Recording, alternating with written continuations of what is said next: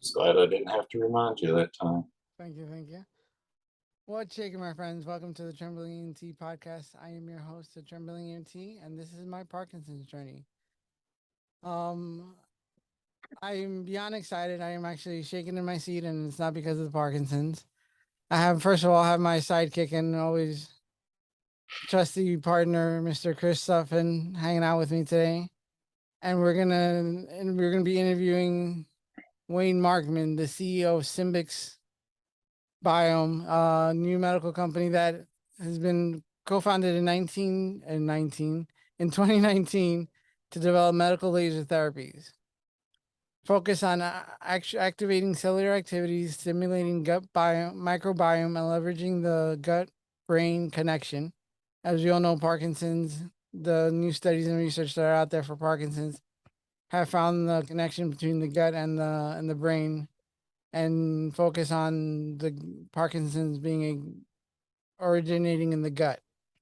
So they've through the brain and gut connection and the photo biomodulation. Say that 3 times fast. And low level laser therapy.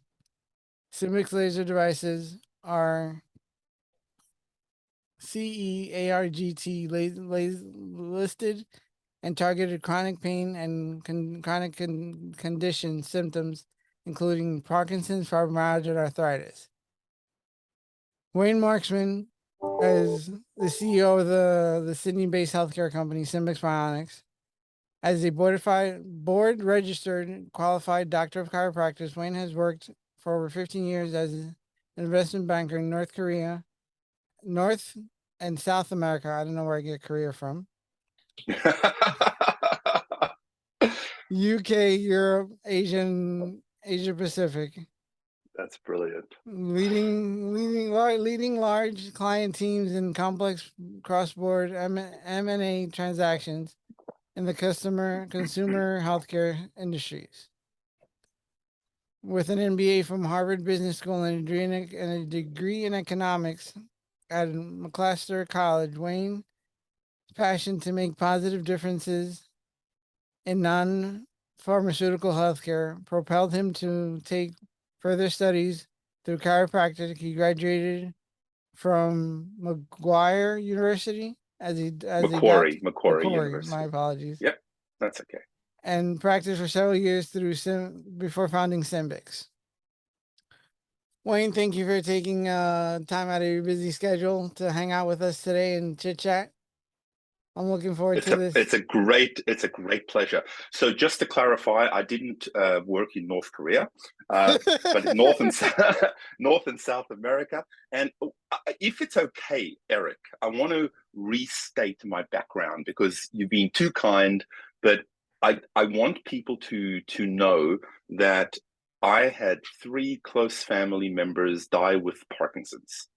And I always wanted to do something worthwhile in my career. I had a 20-year business background, and I thought if I could bring my business background to healthcare to help people with Parkinson's, then we could actually affect positive change.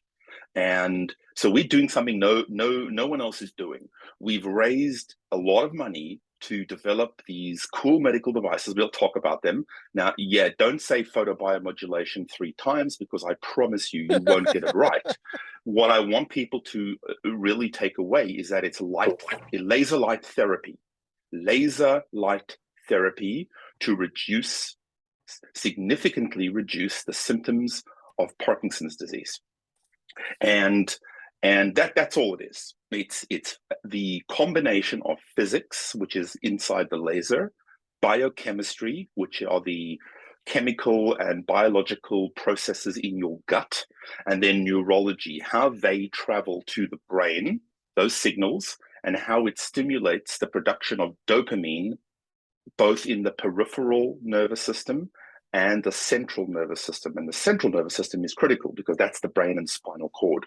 So we're able to stimulate more dopamine by shining an infrared cold. That's what you meant by low level. It's a cold laser. It's not the laser that cuts. That's a chemical laser, and that's a very high-powered laser. This is a low-powered safe to use at home, class 1, I should say class 1, not class 1. I'm talking to Americans. Class 1 laser, which is approved and safe for home use. Okay, you cannot blind yourself, you cannot burn yourself, you cannot cut yourself. You're allowed to use it at home. It's approved all over the world, except we're now in the discussion with the FDA to get this approved in the United States. But I will explain how your listeners can contact us, and we'll point them in the right direction as well. So there are many devices that are approved in the US of similar characteristics, and we can talk about that later. But so it's simple. It's actually not complicated. But, and I'll shut up in a minute and let you ask your questions. No, but you're doing good. It's, in my view, one of the 3 most incredible discoveries in medicine this century. And this century, I'm caveating it. It's only 21, 22 years old, right? So we're the 2000s. I'm not talking about the 1900s, because the invention of penicillin to kill bacteria, antibiotics, was huge. But we're now finding that kids who have been on antibiotics for many years are susceptible to gut dysbiosis, which is gut disturbances, ultimately leading, I don't want to scare anyone, but there's a link between the gut and the brain and brain health. Yeah. So if you've been a frequent serial abuser of antibiotics, you have a higher prevalence of Parkinson's in that group. You have a higher prevalence of Parkinson's if you live in a wine growing region in France because of the paraquat they use, which is an insecticide. They use it in spraying the crops. And some of the leading neurologists in the world have just published papers on this incidence in a leading neurological journal of the high level of incidence. So Parkinson's is probably it is the fastest growing neurological condition. It is the second largest, most prevalent neurological condition in the world behind Alzheimer's. It is not an old person's disease. It is actually the biggest man-made disease, or I don't know what the right gender description. It's the biggest person-made disease in the world today. It is an epidemic in China and India. The official World Health Organization numbers do not include China and India because we cannot get reliable stats. But in any industrializing country, you are going to have a pandemic of Parkinson's. And we know that 10 to 15 million estimate of Parkinson's people around the world is nonsense, because that's just diagnosed. 3 to 4 times as many are undiagnosed. And then you've got probably 7 to 10 times as many in those 2 most populous countries in the world. So it's awesome to be invited to talk to you guys, to talk to your listeners, your subscribers, and let's debunk some of the myths that are out there about Parkinson's. And the first one is it's not an old person's disease. That's absolute nonsense. The second one I hope you ask me about, and I'm going to give you a little bit of a hint, is the standard care level. The quality of standard care around the world is unacceptably poor for a Parkinson's person. And I saw this with my father-in-law, who I was very close to. We spent the last 2 years of his life continuously with him, helping nurse him. I didn't know much about the gut-brain axis. We didn't have light therapy in those days. He was on a cocktail of levodopa and carbidopa to take away the symptoms that the levodopa caused. So we're taking medication to counteract the effects of the medication. And the medication has a finite window, very toxic.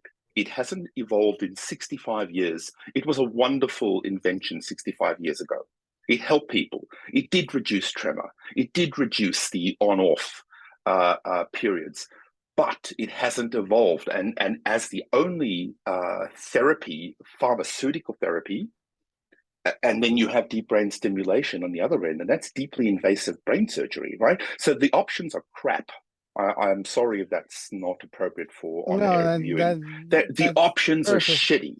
And I want to talk about the poor level of care that people with Parkinson's suffer from.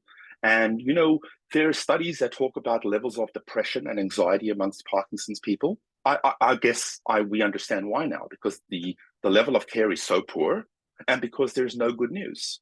And why is there no good news?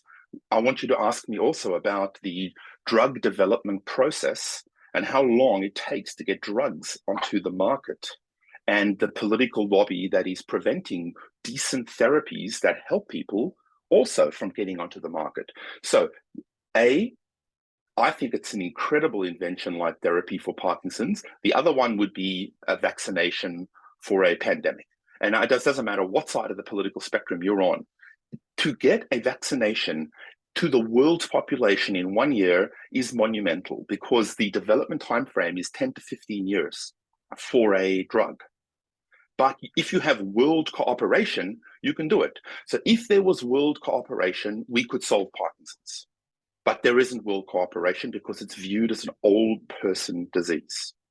So we want to get pain relief, symptomatic reduction through light therapy into the hands of everyone with Parkinson's disease. And there's been a little bit of pushback on something I said and is on our SYMBYX website. Now, I want to clarify that, because people are not looking for a cure, they're looking for some relief. Yes, of course we want a cure, absolutely, but we want to be realistic about what we can do right now.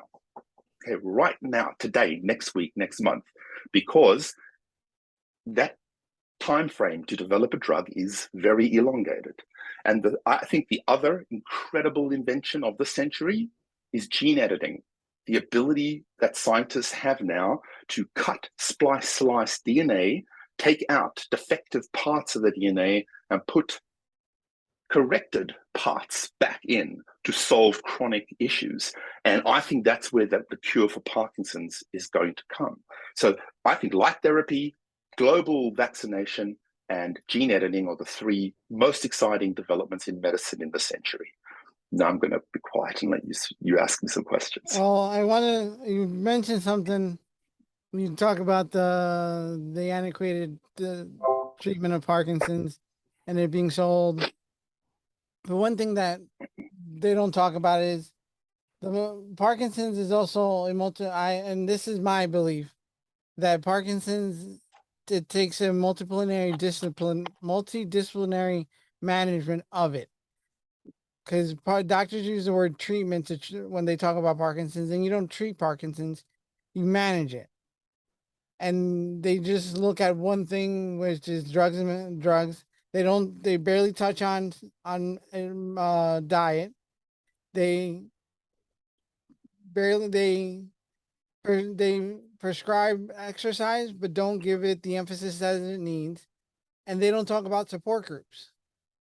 It's something that there's now with your treatment, there's more things to do than just medication. And doctors, all they do is just talk about the medication and that's it. Yeah. Can I respond to that? Yes, please. All right. So this is not a bagging session on doctors, okay? And I don't want to give the impression that there isn't a role for medication and there isn't a role for the neurologist in a person with Parkinson's care team. But allopathic medicine or traditional medicine is a rigorous 6 to 8 year process, right, of learning. You learn an awful lot of information, and that information does not evolve as quickly as what people are practicing. There are some incredible technologies being trialed by the bodybuilding community. Now, let's put aside anabolic steroid abuse, because there's always an element of every group that goes too far and does things that are not particularly safe or appropriate for the general public. But a lot of the experimentation with supplements, protein powders, things you can do, timing of when you eat, both for muscle mass gain, for weight loss, for optimal health, for mental acuity, actually originate in the bodybuilding community, because they're trialing things that are not approved by traditional medicine. And then what happens then is that gets adopted by high performance athletes next. And then after the high performance athletes adopt this, then wealthy people who can afford these therapies adopt it. And after wealthy people, there's a 10 to 15 year gap before the rest of the population adopts the innovation. So that's how long it takes for us to adopt these incredibly innovative approaches to exercise, health, diet, mental health, etc., that have been practiced by the bodybuilding community 20 years ago. So that's just the process of how we adopt technology. So modern medicine is slow and they're conservative, but they have to be because, you know, you can't be prescribing steroid use and abuse to patients. But that's how we adopt technology. So what you're being prescribed as a Parkinson's person is about 20 years outdated. Okay. Second thing, traditional medicine treats problems. They don't treat people, right? So they treat your pain. They treat your tremor. They're not treating the whole person. We know now that a person with Parkinson's, it's not just a movement disorder. That's nonsense. We've evolved. We know it's movement, their movement challenges. We know that they're cognitive challenges. It's affecting dopamine and serotonin, and these are not just drugs or neurotransmitters that affect movement. Dopamine is essential in healthy cognitive function, executive thinking, analytics, performing at your peak performance. There's one, you know, you are, I hate to tell you this, Eric, but you're a series of electrical impulses in your brain. That's all you are. Okay, yeah. It doesn't matter what you believe in or where you come from. You are an electric circuit controlled by a brain. You're a computer, and it puts out 5 frequencies. Okay, there's alpha, beta, gamma, delta, and theta. That's all you are. And the gamma wave is the fastest wavelength of electricity in your brain. So alpha, beta, gamma, delta, and theta. Gamma is the fastest. Gamma is what you need to fire when you're doing this interview with me and, you know, I'm talking nonsense and you have to pull me back and put me back on track and keep the conversation appropriate. You're thinking, you're analyzing, you are performing at your peak. With Parkinson's, your gamma waves are compromised.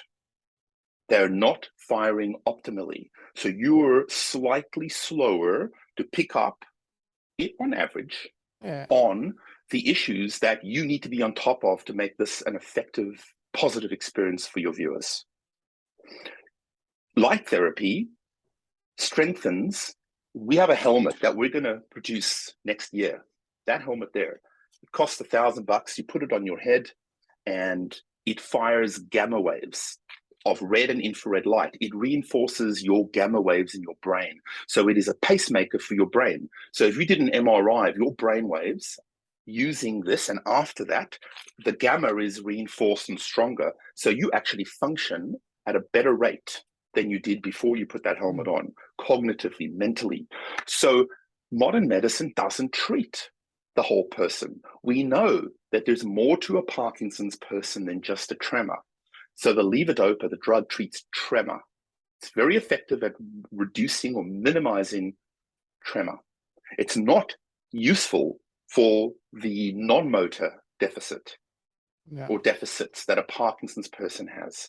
So SYMBYX is different. I said before, I have a business background and a healthcare background. So I've come at this, and we come at this from a different perspective. We treat customers like kings and queens. The customer is the CEO of their care team. And this is a concept that is going to catch on because if it's the last thing I do, we're going to give people the confidence and the courage to take responsibility for their care and to act like they're the CEO of their care team. I'm going to start because using that. What happened? Please go ahead. No, I said I'm going to start using that phrase, the CEO of your healthcare team. If you don't, you're going to get substandard, crappy care. If you don't say, hey, I expect an hour appointment or a 30-minute appointment. I expect information on exercise, counseling, diet, medication, light therapy. You're not doing a good enough job. All you're doing is saying, take another half a tablet. and that's not good enough. And the best research out there, it's already published. If you look at the Netherlands, there's a professor there, professor of neurology called Dr. Bas Blom. He's one of the leading neurologists, thinkers, academics, and activists in the Parkinson's community globally. He's very well regarded. I follow him on Twitter, etc. He is progressive. He's open-minded. He just continuously points to the research showing that an integrative approach works. It's not a medical approach. It's not just exercise. It is a combination of managing all these areas of your life. So it's diet, exercise, counseling, light therapy. So it's changing. The World Parkinson Congress coming up in Barcelona 2023, SYMBYX will be there. The researchers using our devices, there's a team in Canada, there's a team in Adelaide, randomized, double-blinded placebo trials. We're going to show beyond any reasonable doubt that these devices increase performance, increase cognition, decrease motor deficit, and should be part of standard care. So it is changing. My heart bleeds for people I speak to. I speak to hundreds of people with Parkinson's every day, and the level of care they get is angers me. I mean, I'm beyond frustrated, and I don't have Parkinson's. You guys must be livid at the end of your tether because it is so poor, and it's so obviously poor. So this is a message of empowerment for your listeners. Start educating yourselves and start demanding more. And when I say educate yourselves, we're still, because it's an old person disease, quote unquote, and look, the majority of people with Parkinson's still are 65 plus. This is a generation that do not question authority. They do not question doctors. Doctors are at the top of the pyramid. And I don't know when that happened. I honestly don't know. But the doctor is no more important in my life than the mechanic is when I have my car breaks down. I'm the customer. They're the service provider. I pay for the service. And if it's not top quality, I change my provider. And I don't know where along the line we didn't get that message with respect to our doctors. And then another problem that, well, let's before I forget, let's talk about the research for the light therapy, because I know what's the research that is based on? Great. Okay, now your listeners are going to really hate me, because if there are any animal activists out there, I do apologize. I get a lot of criticism, and I'm used to it. So bring it on. I'm sorry. We did it on mice. Now, I'm going to throw my research scientific colleagues under the bus here. This is an expression we have in Australia. You throw somebody else under the bus, you don't take responsibility. I wasn't involved, okay? I am innocent. About 10 years ago at the University of Sydney, a group of really bright Australian scientists had a great idea, and that is, let's give some mice Parkinson's disease, okay? Now, how do you give mice Parkinson's disease? You inject them with drugs, crystal meth, ice, crack cocaine, really bad stuff, okay? And it's no surprise that some of those organic compounds, the poisons, the toxins that are in those chemicals are the same toxins that are in insecticides and industrial solvents and the poisons that we know are causing Parkinson's, starting in the gut, ingesting fumes. Whether it goes through the nose or the mouth doesn't matter. It's going into the gut. It ends up in the gut. And they gave the mice Parkinson's disease, and the mice developed tremors, gait, walking disturbances, balance problems, freezing, poor decision-making. The mice started to not feed when there was food. And we know that dopamine doesn't only affect voluntary motor skills, it affects motivation. So without dopamine, you lose motivation. And yeah, I mean, Chris is putting up his hand. This is common when you talk to people all over the world with Parkinson's. So without dopamine, the mice didn't want to feed themselves. And mice eat all the time. That's what they're here for. They scavenge for food. Anyway, then these bright Australian scientists, go Aussie, These bright Australian scientists, we love you Americans too, but the Aussies invented this. These bright Australian scientists then took infrared light in a laser. It didn't look as fancy as the SYMBYX laser, and I'll tell you about this. That's the SYMBYX laser. All it does is it emits at a very specific technical parameter the right intensity, the right wavelength for the right amount of time, and that's the key. Anyway, they played around and they experimented with infrared laser because we know that light changes cells. Light change cell activity and cell performance because we're all warm-blooded plants at the end of the day. Sunlight has an effect on green vegetation. It absorbs the light, it makes chlorophyll, it releases oxygen, it consumes carbon dioxide. That's the sort of respiration cycle of a plant. Humans are the same, but we don't produce chlorophyll and turn green. What we do is we produce more energy in the mitochondria of the cell. So put infrared light on the cell produces ATP, adenosine triphosphate. I won't ask you at the end of the discussion to repeat that, but it makes ATP, it energizes the cell. What it does is if the cell is not working normally, it repairs the cell. So it's providing energy for the cell, and the sick cells repair themselves. The ones that can't kill themselves. So you have normalized cell function. And that starts a whole process that ends up in dopamine signaling in the brain, more energy levels, so the mice improved. Then they stopped the treatment. The mice returned to the Parkinsonian state. They repeated the therapy, the mice improved. Then they cut the vagus nerve of the mice. We got really cruel. The vagus nerve is the nerve that travels from the brainstem all the way down to every organ in the body. It's called the wandering nerve. So vagus is, I think, Greek or Latin for wandering. The mice didn't improve because they cut the connection between the gut and the brain. They put the laser light on the tummy of the mice. They didn't get better. The symptoms didn't reduce. The symptoms didn't disappear. They reduced, okay? That's important. This is not a cure for Parkinson's. This is to reduce symptomatology. And that gets back to the statement I made about people are looking for some symptom relief. Anyway, that's the original study. Then they did a few more years of the study, and they proved beyond doubt that there was a connection between the gut and the brain, and you could give a mouse Parkinson's and you could reduce their symptoms with the infrared laser. They found the wavelength, they found the intensity, and they find the exposure, which is the dosage. How many joules of energy you put on the tummy to get a desired result in the head.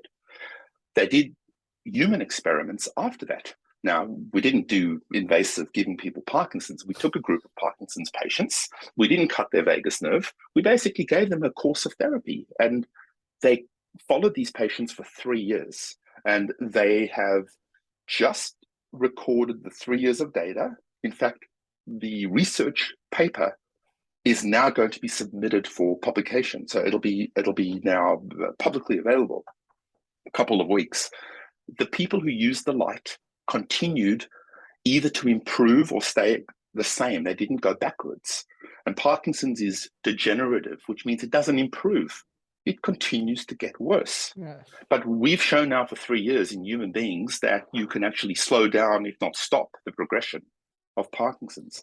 We can't say it stops it because we only have 3 years of data. When we have 30 years of data, we'll be able to make that claim.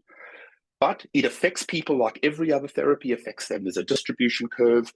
10% are super responders. 10% you've seen no improvement, but you don't see regression. And 80% have a combination of different symptomatic changes for the better. And that's where we are now. So we have now listened to all the criticisms from the medical community, and the criticisms come thick and fast. But that's okay. We have thick skin because we have a mission and we're going to keep going no matter what anyone tells us. And now we have 3 randomized controlled trials with a placebo arm funded and starting. One starting in Canada. We've already announced it on all our social media. One is starting in Adelaide, Australia next month.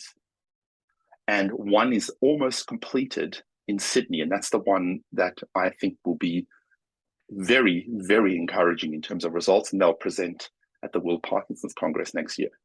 And we will be able to show without doubt versus a placebo laser, which is, it looks the same as this one. So we have two different types. This one, which is connected to the diodes and actually emits infrared radiation.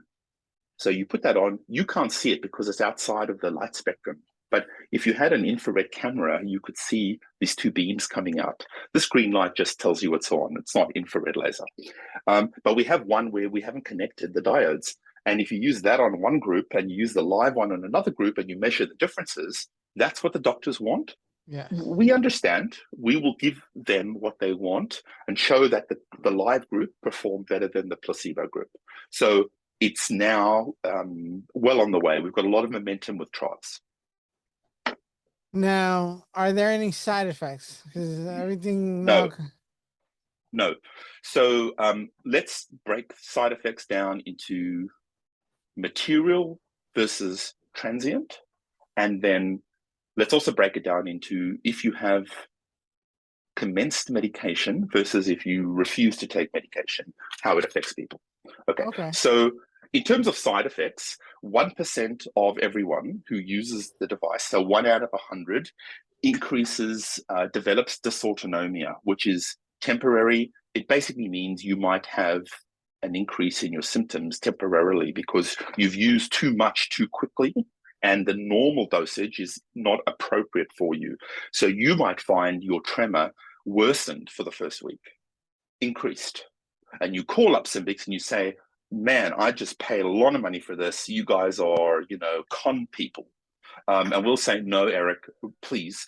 We actually have a success rate of 90% of all people who had an issue. So of the 1%, 90% of the 1%, 0.9 out of 1 person, when you take them off this for a week, you reintroduce it slowly, they respond really nicely, and then they get the improvements. So 1.1 out of 100 people, they're too sensitive to light therapy. No matter what we do, their tremor gets worse. They feel a little bit, they have vertigo, dizziness. They might feel a little nauseous. That's the side effect. So when I say no side effects, I mean no dangerous side effects that last, and it's so rare. It is rare. If you have epilepsy, you cannot use it, unfortunately, because this is a light therapy. If you have deep brain stimulation, you can certainly use it. It's perfectly safe. Just don't put it on your head. And our protocol is not on the head. It's on the back of the neck, perfectly safe, and on the abdomen. That was my question, because I've seen in the advertisement, back of the neck, the forearm, and the gut. So there's no forearm. What you saw was another SYMBYX laser for reduction in pain and inflammation. That's a PhysioCare laser. That's a separate beast. And you've probably pointed out a weakness in our advertising, and I'll have a look at that. You shouldn't be confused by that. I apologize. The PD Care is for Parkinson's. What it is 3 days a week with a day in between. You have a day rest in between. So you do it on Monday, Wednesday, Friday, for example. And it's 18 minutes on the gut because you need to deliver 65 joules of energy, and that's how long it takes this laser to deliver that 65 joules of energy in the therapy. You do 9 points in the gut, and then you do 2 minutes on the neck. Why the neck? Because your brainstem is right at that point that you put the laser on, and that's the most neuron-rich point that we can access outside of the brain because you've got a skull there, right? So we go right onto the back of the neck. It's basically stimulating your nervous system, and it's reinforcing the connection between the brain and the gut, because we know the brain and the gut link is there. 80% of the communication is from the gut to the brain. 20% of the communication is from the brain to the gut. So whoever told you there's no gut-brain axis didn't learn their neurology. 80% of the communication, one more time, is from the gut to the brain. So of the electrical signals, 8 out of 10 signals come from the brain, the gut to the brain, not the brain to the gut. So we put it on the gut, and what we do is infrared laser ferments the fiber in your colon, and that makes these short-chain fatty acids that people talk about, omega-3 short-chain fatty acids. You've got to take supplements. This is a natural way to do that. And what it does is it reduces inflammation, and inflammation or leaky gut is the genesis or the beginning, the origin of dopamine cell death in the brain and ultimately dementia. If you can stop that gut bacteria from leaking out of the gut into the blood system, into the body, the lymphatic system, you stop it from misfolding those proteins, alpha-synuclein proteins that cause dementia and kill dopamine centers in the brain. So if you're caring for your gut, healthy diet, which comes back to your point, healthy diet. But some of us don't have a healthy diet. No. Exercise, it's anti-inflammatory. And so is infrared laser. Very effective because you're going right to the gut. You're circumventing the stomach, which is a hydrochloric acid bath. So a lot of that hydrochloric acid kills the food, kills the nutrition. But this goes, if we miss the tummy, we go right to the gut, the colon. And that is stimulating the production of dopamine in the brain. And I can spend an hour talking about how that works, but I'll lose everyone on the call and it'll kind of be boring. So I'll spare you. But that's why the gut and the brain. You mentioned about in our previous call, there's been studies that show, and Chris will attest to this, depending when you eat proteins. Yeah. There's studies that have shown that your gut won't digest the medication. I have, that's one of my main issues, like my med timings. I have to watch when I eat so close, just because of, and if it's protein heavy or if it's like a big meal, it's a crapshoot as to whether or not that next dose is even going to work. So. Chris, thank you so much for saying that, because that is an awesome reminder to me to tell you guys a couple of facts. So Harvard University, we talked about this, but I'll say the thing again. Have you heard of Harvard University? Yeah. Okay, a rhetorical question. They're pretty good, right? I went there. I know they're a decent university. So they did a study in 2019, and the result of the study was that they proved that only 1 to 5% of your medication survives intact through the stomach, crosses the blood-brain barrier, and becomes active dopamine in your head, in your brain, right? So you're getting 5% on a good day of the benefit. The reason why it makes people sick is because when it becomes active in the tummy, sorry? I was going to say it's such a shock to the system. Then if that's such a low percentage is actually such a low percentage, so the toxicity of what you're ingesting for the benefit is so low. So one of the theories, if you will, about why our laser is so effective is that it reduces inflammation, and the very bacteria that eats the levodopa in your gut turns it into dopamine.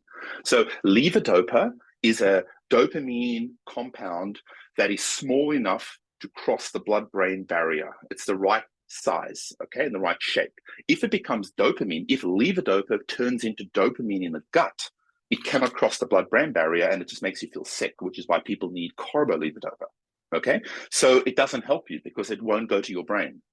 So this laser reduces the bacteria that eats or metabolizes the levodopa into dopamine in your gut.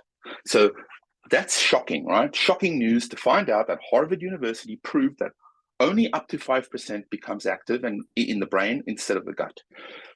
Now all you're doing is creating the environment where all those bacteria and fungi and archaea, all these little microbes in your tummy, are in the right balance so that you don't have inflammation. Inflammation means those tight cell junctions lining your gut are not compromised and inflamed, leaking content out. You don't want that bad stuff coming out of the gut. You want to keep it in the gut. If you think about it, the gut is on the outside of your body, right? From your mouth to your anus, it's protected from the rest of your body. It's a pipe, and everything bad is inside that pipe. The bad needs to be there because the bad bacteria and the good bacteria need to be in symbiosis, the right balance of the two. There are numerous studies. I didn't make this stuff up. But when you have a disproportionate amount of one versus the other, that's when you start to have trouble.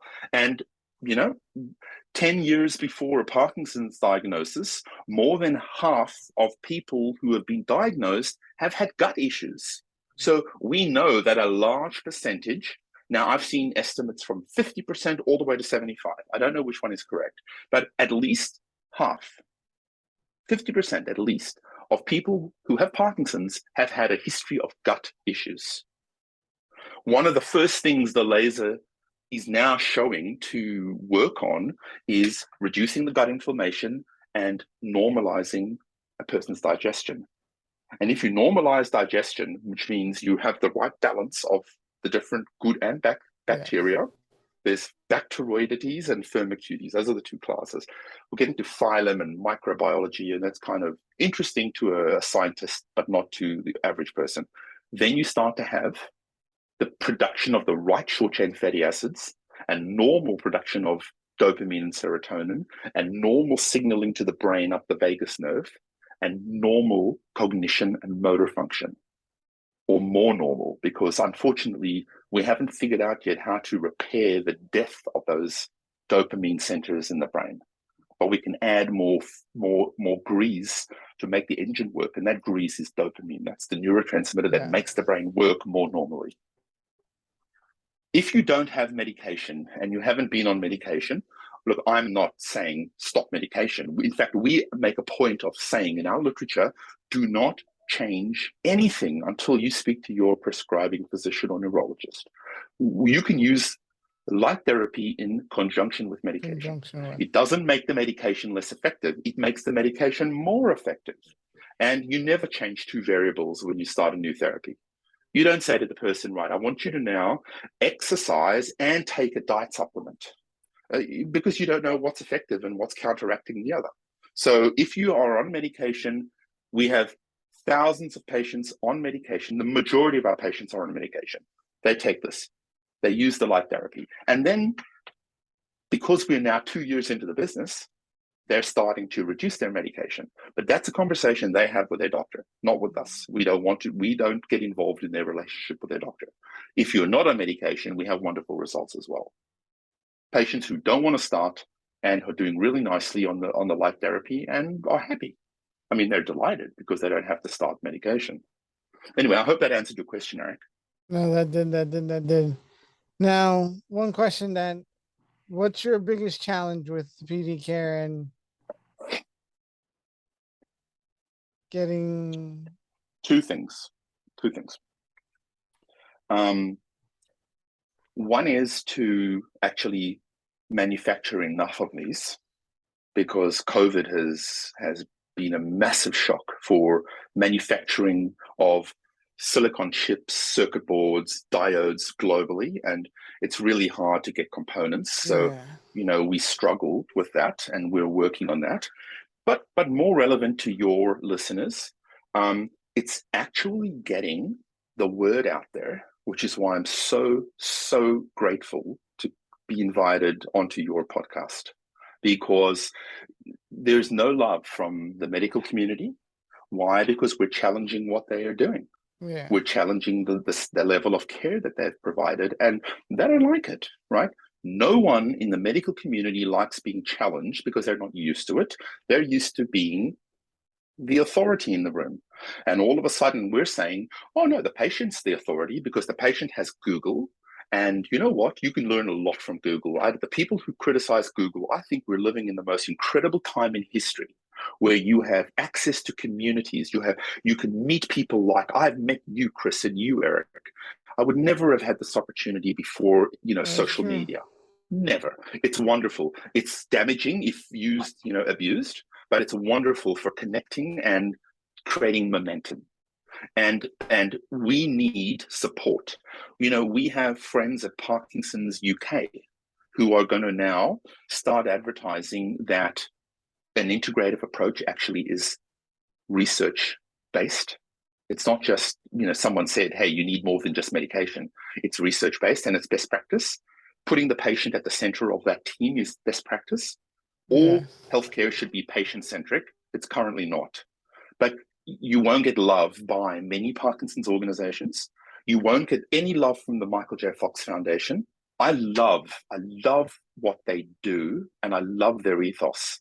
But when you spend 30 years investing in drugs, you're wedded to drugs, and they're not going to change course easily or say, hey, potentially, maybe there's something else that we should add to the focus and investment in drug therapies.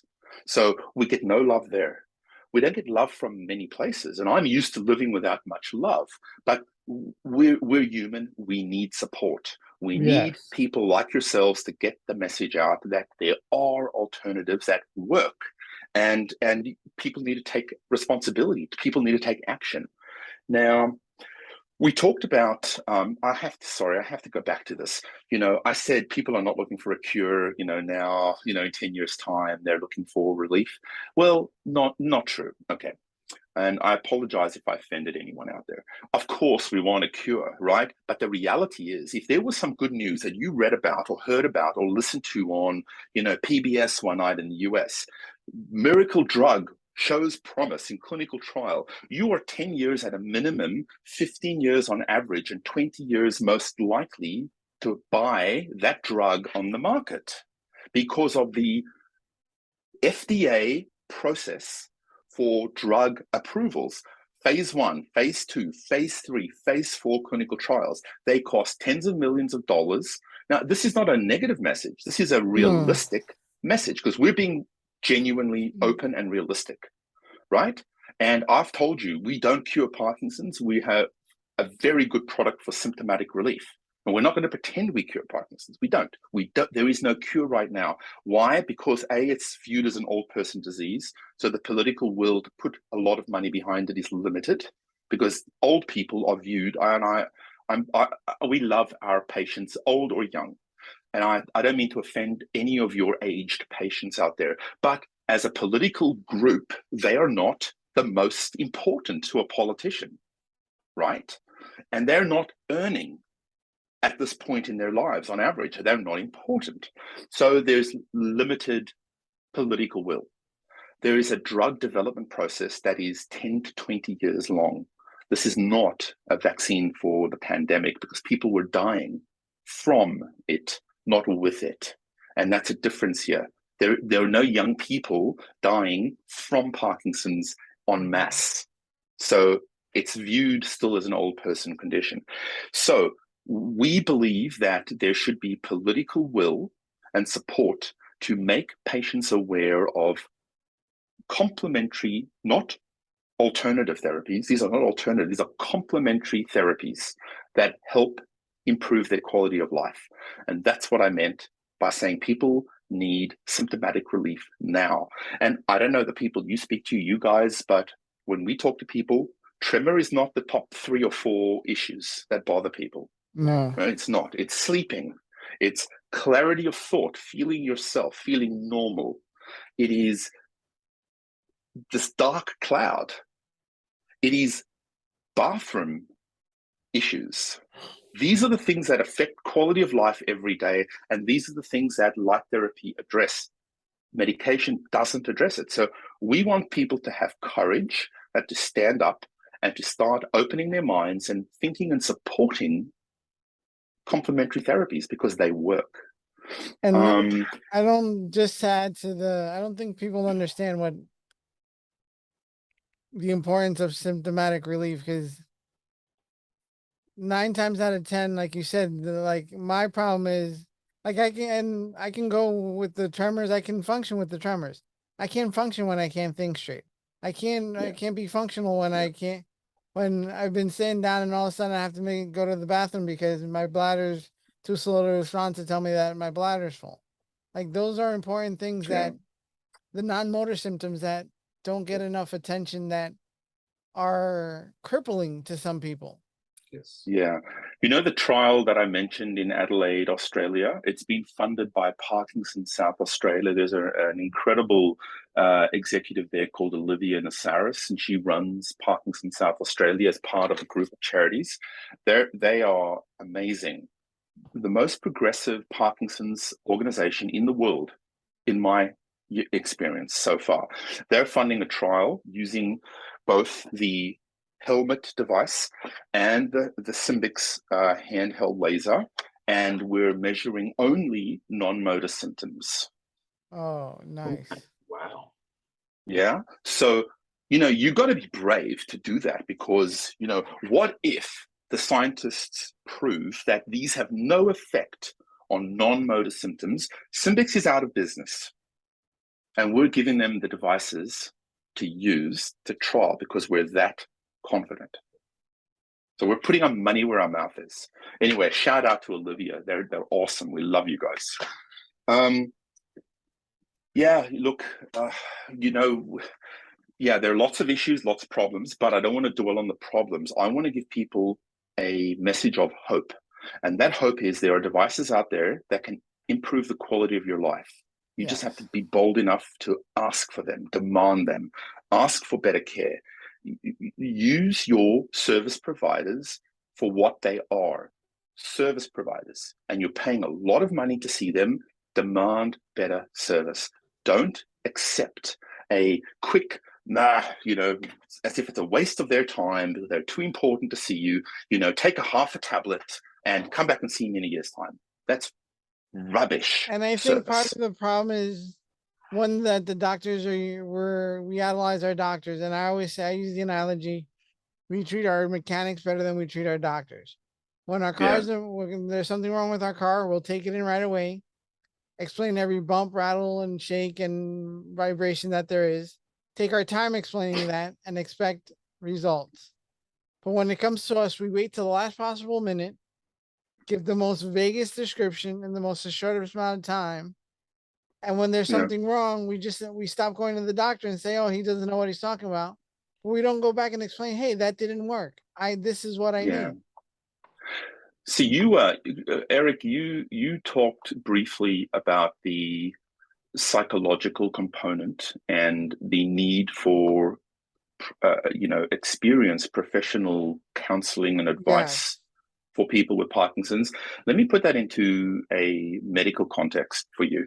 Parkinson's is a disruption of the central nervous system, because the very chemical that the central nervous system, which is the brain and spinal cord, needs to function normally, optimally, whatever adjective you want to use, is impaired, because you're not getting normal function because you don't have the neurotransmitters being produced in the required amounts. And those neurotransmitters are dopamine and serotonin. Okay, mostly. Now, what that does is that affects a part of the brain that controls homeostasis in the body, which are all the functions that you need to live normally, which include breathing, sleeping, digestion. That's why those things are all impaired, not just motor movement. I mean, that's such an old, archaic, caveman interpretation of Parkinson's. But what it does also is it affects something called the hypothalamus pituitary axis, the HPA axis in the body, which is the mechanism that we are all born with to deal with stress. So people with Parkinson's have a disproportionate stress response, an asymmetrical stress response to a normal trigger, which means, I tell you some bad news, you go into a meltdown because your brain is not able to manage and process that information like it would have pre-Parkinson's. So your adrenaline level shoots up.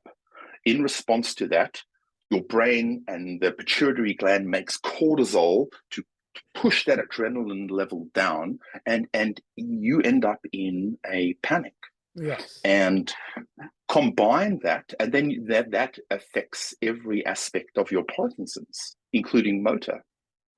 So that's why Parkinson's people get really stressed really easily. And when they do, everything else is degraded. Everything else is worse. So how many people with Parkinson's have been told that? How many people realize that one of the most important things is to manage your stress? How do you manage stress? Well, everyone's different, but it could be meditation. So why is meditation frowned upon and thought of as quackery by the medical community? I have no idea.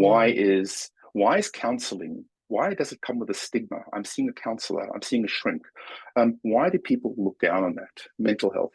We're learning a lot, but boy, we have a lot more to learn. Yeah. So that's what I mean by taking responsibility for your healthcare. You've got to actually look after your mind. Be the You've got to CEO. manage you be the CEO. You've got to manage your stress response, and you've got to manage your tummy complaints.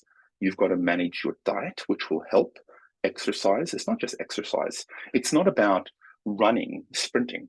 It's about doing motor movements that keep that link, that chain, that synapse alive. So things that you do every day. So there's a big difference between Parkinson's appropriate exercise and just exercise, which is good for cardiovascular health. That's fine. You need cardiovascular health, but you need specific exercises. Yes. And there are organizations around the world that offer this. They're the PD Avengers, PD Warriors, Boxing for Parkinson's. You need to find the one that works for you, but it's deliberate exercise. It's not just listen to music and tire myself out. No. You need to keep that circuit alive or That make new ones, coordination. otherwise you lose it. Use it or lose it. And so it's deliberate exercise. But how many doctors tell you that? None. If it They- wasn't yeah. for me, for me being in physical therapy and seeing a counselor was because I educated myself and knew that I needed it, because none of my doctors mentioned it. Mm. And I've But had we have to work. Go ahead. and I've had people that have come to me before they've gotten diagnosed or after getting diagnosed, and I've sent them and I said, "Hey, have you started therapy? Have you done this?" And they're like, "Why didn't the doctor tell me that?" And I'm like, "I don't know." Get a better doctor. Exactly. Yeah. Yeah. Look, we need to learn to work with them because they are an integral part of a person with Parkinson's journey. But we need to know how to manage them, and you can't manage someone unless you have some experience and knowledge. Right. And the knowledge is available. The knowledge is out there. We just That's have to what look we're for here it. for. Your podcast, thank you. I was going to say that. That's why you guys are here. Yes. So now, What else can I tell you guys? if someone's interested in the PD care, how do they obtain it? Look, I think the process really, and I'll send you links to our website. They should just go onto our website and educate themselves on the device. And we're here if they want to ask questions so that they can learn about what it is, and we can point them in the right direction. Because we're working with the FDA at the moment, so you can't go into a store and buy a PD care in the US. But we're online. Just call us up or email us, and we'll get in touch and we'll point you in the right direction. Awesome. There are devices out there that are available in the US, and you can use them. There's no excuse. You can get started tomorrow. Tomorrow. Nice. Yeah, because I assume it's evening, so everything's closed now. It's my morning, guys. Yeah. Places. So, you've said a lot and you've been great. So if our listeners took away one thing, if you had to give them one advice, what would that be? I'm going to give two, okay? Because I never listen. Because if I listened to convention, I wouldn't be able to do what I do. I have to have a really strong consistency. So you say go left, I will go right just because you said left. So because you said one, I'm going to do two. One is you're the CEO of your care team. Act like it. Be bold. Be the CEO, because no one is going to point you in the right direction. You have no choice. And the quicker you realize it, the quicker you take action, the better off you will be. That's the first bit of advice. The second bit of advice is there are therapies out there that are fantastic. There is good news. All you need to do is research them. SYMBYX Biome is a great start. And I want to thank the guys, Eric and Chris, for being open-minded enough to look and explore and bring these to your attention, because these guys are amazing. And I'm so happy to be here, and I'm delighted to help them help you guys. So thank you for having me. Thank you for being here. And it's funny because I was in my research, I saw a podcast that described you as authentic CEO. I think they got it wrong. I think you're a grassroots CEO, and I think you're doing great at SYMBYX, and you're doing great things, and we're glad to have you. Thank you. It's a personal journey for us, for me. I started this because it's personal, deeply personal. I saw, close family members suffer, and I don't want anyone else to suffer. We get better healthcare for our pets than we do for people with Parkinson's, and it's unacceptable. That is definitely unacceptable. Chris, any last words? Any questions? I'm pretty sure that Wayne covered everything that I had thought of asking. I mean, it's touch on the idea of it, taking control of our own healthcare. And I've tell people many times, they're like, you're just diagnosed. What do I need to do when I go to the doctor? And I say, get a notebook, write down any questions you have. I say, do not let that doctor leave the office until you have answers, or at least, a path to an answer. And the stigma of mental health. I mean, for me, that's one of the big things that, we don't, I mean, even amongst us in the PD community, the Parky community, we know there's, non-motor symptoms, but we don't really talk about it because it's kind of, we're standoffish, I guess, from it. So that is those. I'm glad that you touched on both of those, because that for me is super important. The other thing, Chris, I would add on your comment is don't, before you go to the doctor, you should know where the doctor is coming from. And the doctor is coming from a position of prescribing medication. And you should be aware that there is more to treating and improving your quality of life than medication. It's like going to a Porsche dealership and asking for a Tesla. No, they don't offer Teslas. They sell cool Porsches, right? But if you're environmentally conscious, which you should be, at least I try to be, you go to a Tesla dealership if you want an electric car. So you know what they offer. Be realistic about the advice. And it's not the only advice. You should be getting advice from several. Get an opinion, get an additional second, third, fourth opinion from a different specialist, a different professional. Dietitians, nutritionists, they've been talking about gut-brain connection and healthy gut is a healthy brain for 50 years. Mm-hmm. They're smart people, It's true. There's good advice out there if you know what to look for. And there is no excuse anymore. We need to know what to look for because it's at our fingertips. It's called Google. Right. That is true. Hold on one second. I thought of one question. So you're talking earlier about the process as you're using SYMBYX. It is it helps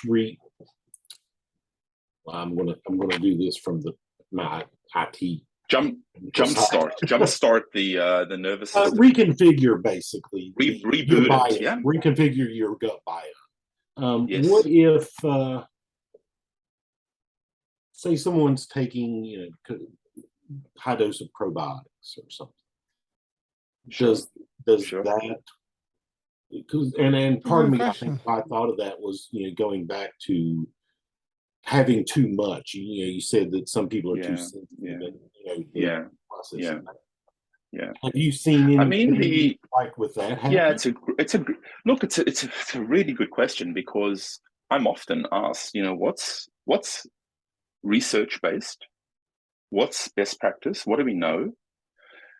How do you know if you're having too much?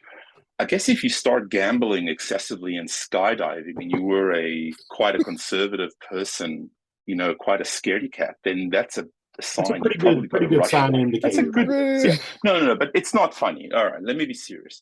There aren't many clinical trials that are rigorous that have established the efficacy of probiotics. So it's still a bit of you don't know really what to take and what you're getting there. What we know is that if you put the laser on the tummy, you get an improvement in the symptoms, both motor and non-motor. The actual mechanism of action is very, very complicated. So You know, we have a good understanding of it, not a great understanding. Now, I can talk about D1 to D5 receptors and proteins that are stimulated and signal to parts of the brain, the striatum. It sounds like Greek mythology, right? But the reality is we don't really know. What we do know, however, is that fecal transplantation is very effective. So if you take a mouse, a healthy mouse, and you take a mouse with Parkinson's, and you take the poo from the mouse with Parkinson's, and you put it into the colon of the mouse without Parkinson's, the mouse without Parkinson's develops Parkinson's symptoms. Okay, so we know there is a link between the gut, the digestive tract, and the brain, and we know it goes from the gut to the brain. So we know a fecal transplant, but it's expensive, and it's highly invasive, and it's not fun.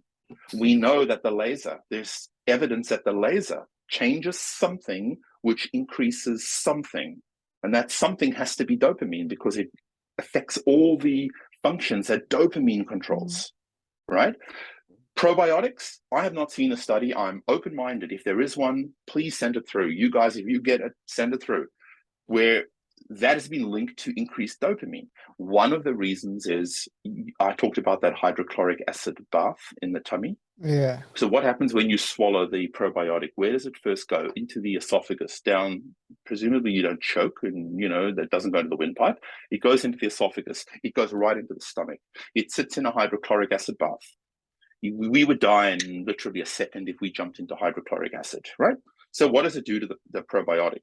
It basically destroys majority of what's in there, right? So it's probably less effective. So I don't think you're going to get an overdose of dopamine by using light therapy and a probiotic. I think you're spending a lot of money on probiotics, and some of the costs of probiotics ongoing. Wow. So great question. All I know is what the evidence says, and the evidence is fecal transplantation really effective, and you can manipulate brain chemistry through the gut. Yeah. That's unequal.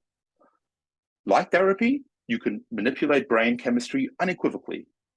Probiotics, I'm not sure. Exercise helps, but not to the same extent that light therapy does.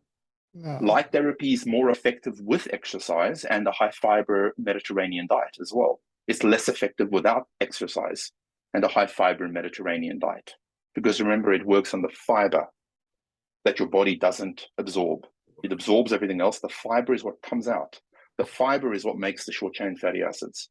So I'm giving you my best attempt at answering the question on probiotics, prebiotics, but I think they need to do a little bit more rigorous research. No. And if you show me otherwise, send me a study. I will change what I say. I try to keep abreast of all the latest research. I have sympathy for doctors. It's hard to keep abreast of things outside of their scope. It's very hard. But you do find people that do and read widely, and those are the people you need to be listening to. No, I mean that kind of sums up what I thought, what I was expecting to say, because of how I understand how my system works. And that's one of the things, because it affects everyone differently. Yes, which is also why it's so hard to treat, because it's one of the most complicated multifactorial conditions. I mean, and when you add in the environment, wow, everyone's grown up differently. We've talked extensively about things that we have tried and things that work for us. And, some do, some don't. It's, but it's a dance. It is. You have to be your own advocate, your own best advocate. Yes. But the advice, the advice I would give your listeners is that if you combine an integrative approach, if you use or follow an integrative approach, combining your levodopa medication, purposeful Parkinson's appropriate exercise, good diet, Mediterranean diet, just Google it, it'll tell you what it is. Lots of olive oils, etc. And fiber, high quality fiber, not white bread, whole grain cereals, and light therapy. I have seen wonderful, wonderful results. Nice. Once again, thank you for your time. Yes. Hold on Thank you. one second. You don't have to thank me. I'm thanking you. You guys